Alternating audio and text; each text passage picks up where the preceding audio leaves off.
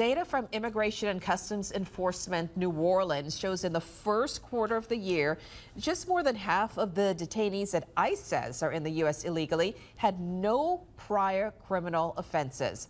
The White House, meanwhile, in July said nationally 70% of ICE arrests were illegal aliens with convictions or pending charges. Andres Fuentes sits down with a mother to learn about the people she met in ICE detention.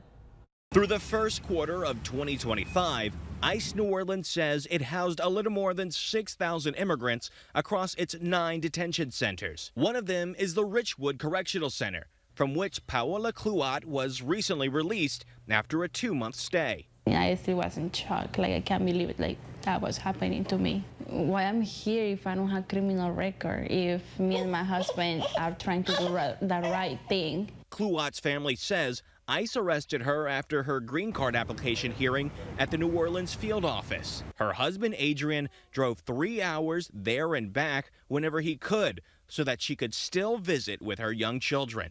A lot of people with anxiety, depression. I was with anxiety and depression. The family says her arrest was due to Paola and her mother missing an immigration hearing while she was a homeless teen in California after her family fled from Mexico and began seeking asylum. I don't feel like a criminal.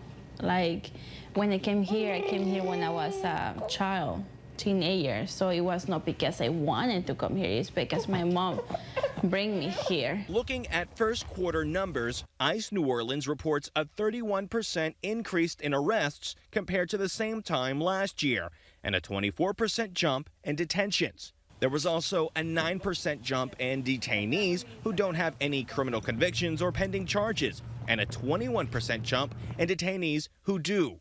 During her stay in Richwood, Cluat says she saw a mix of immigrants with actual criminal records and others with similar cases to hers. They are arresting a lot of people, even people that show up to court, they are arresting them. Even when they are following the rules and the law, they are arresting people. Now, eventually, Paola has to return here to New Orleans to the ICE office downtown to restart her green card application process. And that's something that her and her husband aren't necessarily looking forward to, considering she was arrested last time she was here. I'm going to be nervous when we stand before the judge to close her case. I'm sure I'm going to be nervous as we go through the parole in place process. So I would be scared for sure showing up, back to court, but that's, the right thing.